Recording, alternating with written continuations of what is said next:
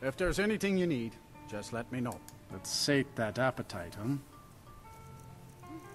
Yes, indeed. I'll take both apples. I'll take your milk, cooked beef, bread, ale, salt pile, salmon steaks, seared. I'm gonna take like almost all of this stuff. I need it.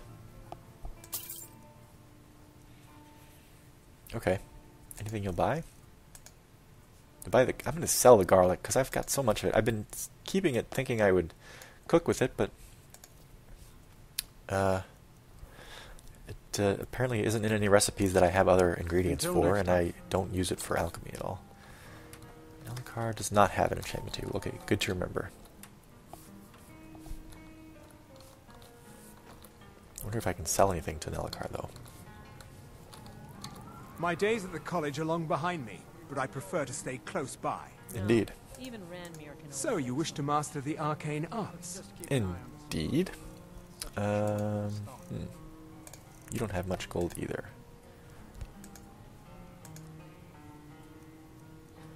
You have a variety of spells, but I bet they're not ones I bet they're all ones I've seen already. Indeed they are. And you have some soul gems as well.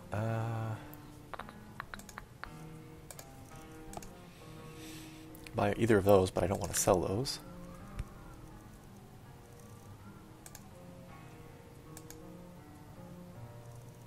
No, nothing really to trade with you. We gotta get rid of that. That's right. Let's go. So what time is it? 7:21 p.m. Okay, so I think we'll get rid of the black soul gem. And then we'll head back. Oh, right. Level up. Okay, I'm going back inside to take care of that. Sorry, guys. 2 loading screens. I forgot. Okay, let's sit down and level up. Maybe we should eat dinner while we're here, too. Okay. Level up. Level up! 210 health. Thinking Magicka again. And I believe... Oh, I was thinking because they were showing me expert destruction spells that I must have unlocked expert as a perk, but no. Dreamcloth, no. So I basically still have all the same perks available that were there before. Level 27. Man, we are quite advanced. What's the next rash studies? Oop.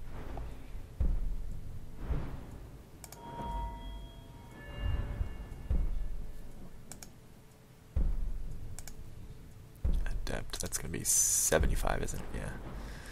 Yeah. And then what? Daedric Wrath requires 65. I think we have one more alchemy perk to take. Yeah, that one there. Got that one, and we got that one. I wonder if I shouldn't just use that.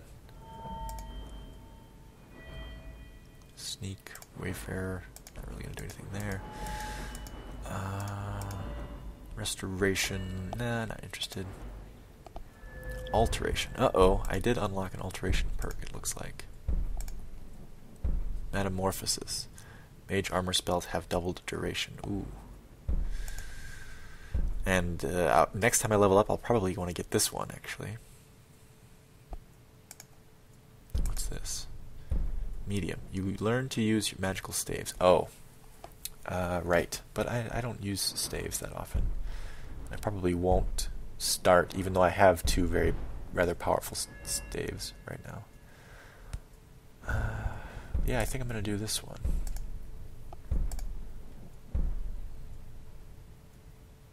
Though I don't know that I need it so terribly badly, but it just seems like I should take it. Maybe I should think about this a little bit more. Because it's not like I ever want for Iron Flesh. Like I can always cast it whenever I want, basically.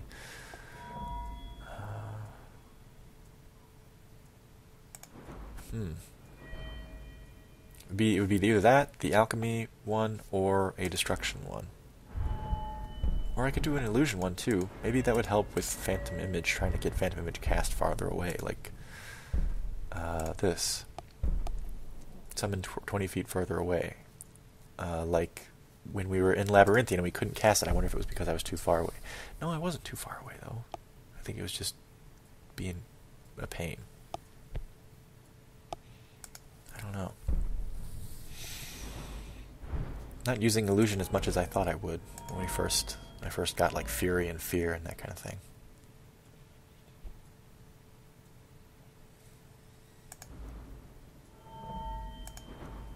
Yep, I'm gonna do this. For kicks. Okay, now we'll eat. Oh, Arender leveling up. Yep, okay, fine. Bread, a couple ale, and an apple and rabbit haunch.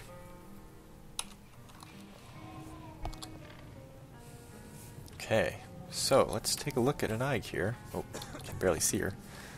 Mara, protect us both. There she is. So she's got her circlet on. She's got her hood, regen hood. Those are her master wizard robes. She's got her gloves and her boots still, and her cloak and her backpack. And her amulet of Stendar on her backpack. Her amulet... Oh, right. I need to switch her amulet because she's wearing the Zenithar one. We need to switch back to Savos Aran's amulet. That makes our magicka even higher. Whoa. Okay, so let's check this stuff then. This is pretty sweet, I bet. Okay, so we've got Master Wizard Robe, which regenerates magic 150% faster.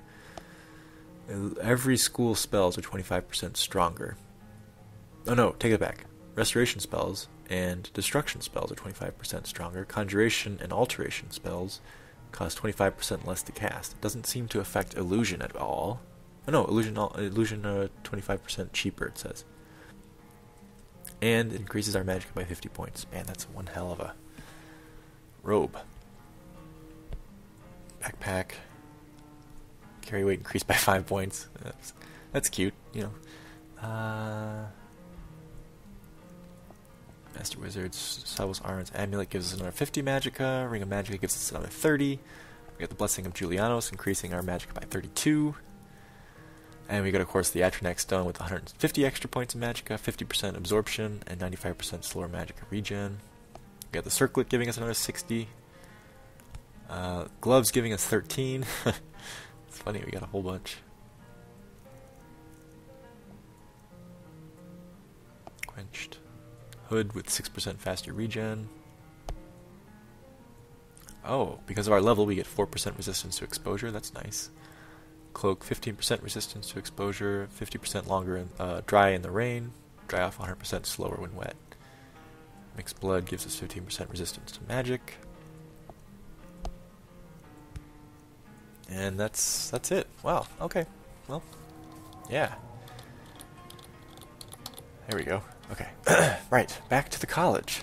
Man, so Aig is quite the badass now. I think it's appropriate that she's the master wizard. Now she doesn't know any master spells. We'll try to learn some if we ever get to that level. It would seem that would be something that she should know. You know, but at this point, you know, who else does the college have? They could have, I guess, Tolfdir could have appointed one of the professors, but the professors. Well, we had a little crash, everyone. It's a bummer. It's the first time in this play session it's happened.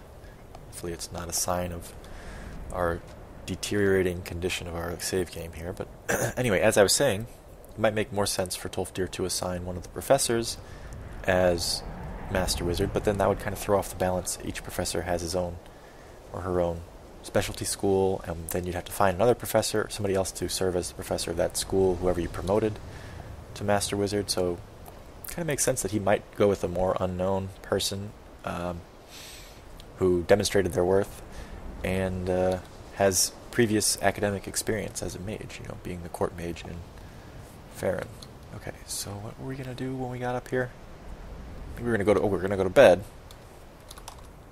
It's kind of early for bed, but we're gonna go to bed, and then tomorrow I think we'll head down to, say, Windhelm to do some trading, to get rid of all this stuff, and then come back to the college and see what to do next. We'll have to start investigating our leads here to determine who it is that we need to go after about this whole Farron thing. Right, so first up, let us put the Staff of Magnus in here. It seems like a strange place to store it, but it seems inappropriate for a Nag to be carrying it around. We like using this one more, even though this one's more powerful, but this one seems like more like something a regular mage like a Nag would carry around. This one seems like something that a god would be carrying around, and a Nag doesn't like wielding that kind of power, so it seems kind of weird to store it in a cupboard. I know that it probably wouldn't even fit in real life, but we don't have a stand for it, and we could go put it in the Archmage's room, but we kind of want it nearby, so we're going to put it in here. And this stuff is all stuff we need to sell, I'm pretty sure.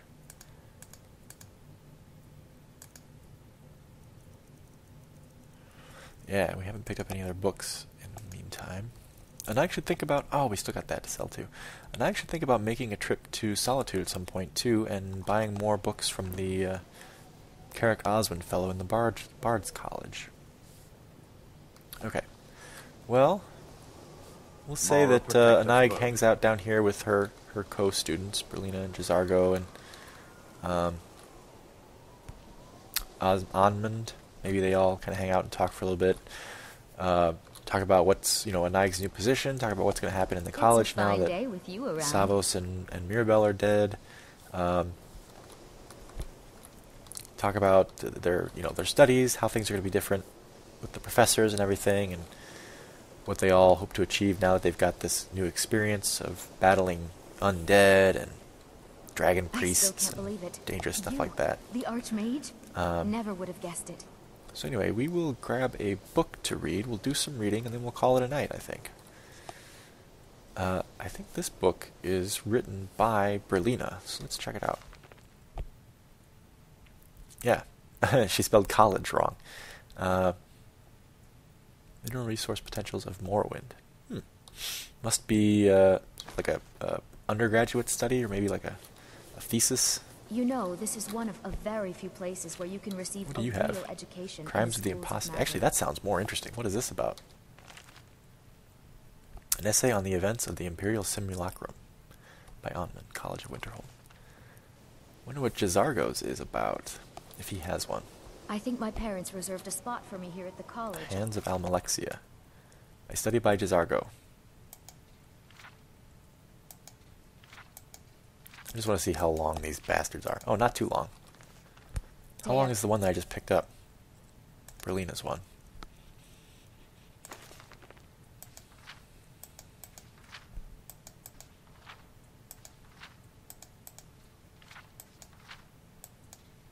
Ugh. It's a long one. Okay, well, we'll do this one by itself.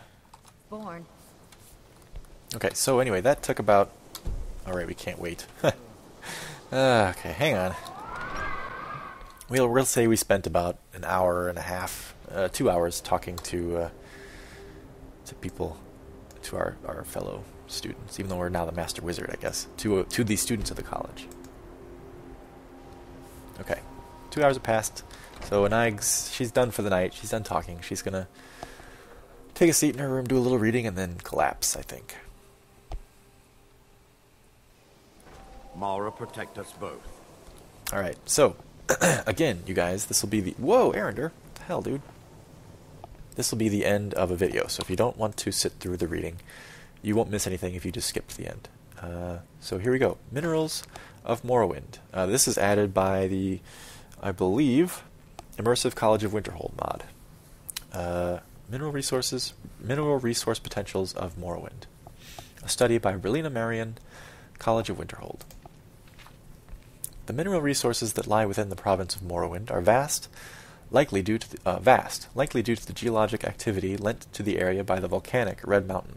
Indeed, the lands of the Dark Elves can be counted among the most productive in all the Empire in terms of mineral deposits. There do not appear to be especially dense concentrations of particular minerals in any given locale. Rather, different minerals, all of impressive value, are spread around the province. Some of the more rare and valuable minerals contained within Morrowind are raw ebony, raw glass, adamantium, and gold. Morrowind is not limited to these alone, as there are also modest amounts of precious and semi-precious gemstones, such as emerald, rubies, diamonds, opals, and amethysts. Recent assessment parties assigned to the frozen island of Solstheim have also indicated that further opportunities may exist there. Adamantium is one of the most precious and rarest minerals within the province. The primary use of adamantium is in the production of weapons and armor, although it can also be wrought into fine art for the extremely wealthy. The metal is very durable, but it is also quite heavy. In the hands of all but the strongest soldiers, adamantium weapons can become unwieldy, and the exhaustion that comes of swinging such weapons or wearing such armor makes it impractical for prolonged use. The price of the raw material also prevents its use in a scale that would be needed for war. The simple lack of adamantium, coupled with its weight and rarity, do not usually make it a good investment for the fighting warrior. While adamantium can be found all around the province in small quantities, it is not known to be found on Vvardenfell. Due to its scarcity, it is not economically advantageous to establish any adamantium mines in Morrowind. Adventurers have been known to brave the depths of Old Mournhold in search of adamantium deposits known to lie beneath the sacred city. Ebony is valuable and useful and relatively abundant in the province. As with adamantium, ebony has the drawback of being ridiculously heavy, although in the right hands it serves exceptionally well as protective armor, as well as lethal weapons of high quality and durability. Many ebony weapons are in existence, most notably in the service of ordinators, but the armor is a good deal rarer and harder to come by. Some fortunate and rich nobles or adventurers own pieces of ebony armor, but the person with a full suit is a rare individual. Raw ebony itself is heavy, and even a small load will encumber the mightiest, making transportation of large amounts of the mineral completely impractical except by ship. Currently, the ebony industry in Morrowind is modest, and we should look to expand it due to the obvious potential for profit. Brelyna is recommending that we expand it? That's kind of strange. Although ebony is known to exist throughout the province, it is often found very deep underground. I guess Brelyna is a dark elf. Maybe she's writing this for the government in Morrowind. Making the initial stages of mining uncommonly expensive. Currently there are a few large operations extracting ebony, such as the mine near Caldera, several on the mainland, and a number of smaller mines within the Red Mountain region and the Ashlands. Currently a good deal of prospecting is in progress in an attempt to expand the ebony trade in Morrowind, the most recent example of our efforts being the proposed mine on the Isle of Solstheim, provided ore tests produce sufficient yield and the frozen grounds do not impede progress drastically. Gold is both malleable and ductile, as well as highly valuable. Most of the Empire's gold comes from the west, and little is found in Morrowind, with none at all on Vvardenfell. This makes gold a very highly prized item, and although it is encumbering, it makes for an excellent form of currency. Should there be a shortage of money, gold can always be traded. Other than funding, the practical uses of gold are few. Due to its weight and malleability, it can be forged to form armor, but this armor is both expensive and not terribly strong. Due to lack of gold in Morrowind, it wouldn't be effective to begin mining operations, not when it can be mined on the western side of Tamriel for much less. Glass is one of the most unique materials in the province. It is light and yet still reasonably durable, making remarkably sturdy light armors and weapons. Glass is also relatively rare and quite costly, so few complete suits of armor are known of. Popular among the armigers, one could also expect that several of the great houses might possess numerous pieces.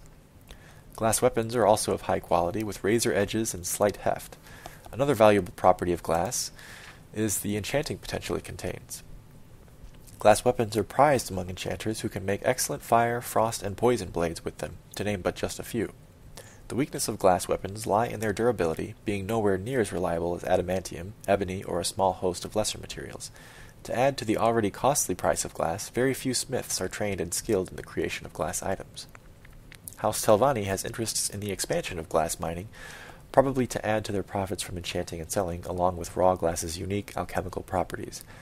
At the moment, plans for expansion of the glass industry by the East Empire Company have not yet been discussed, and although House Telvanni is planning on taking the matter into their own hands, restrictions and pressure from the Empire are expected.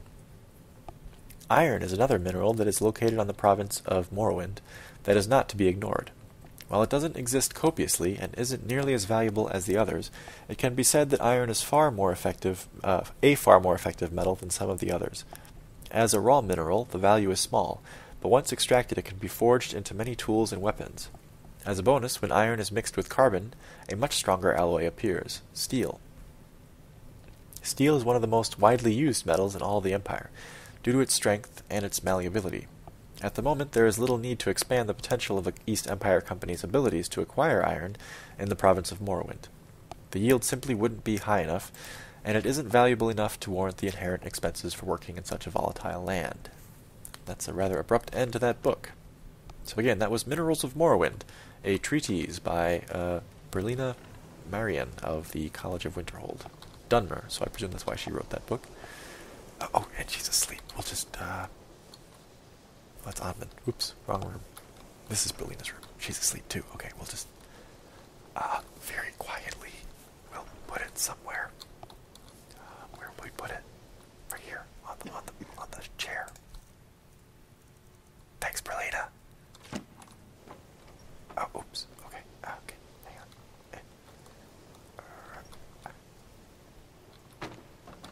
There we go. Thanks, Brelyna. Okay, this has been Let's Roleplay Skyrim. We're going to bed. Tomorrow, to Windhelm. Good night, everyone.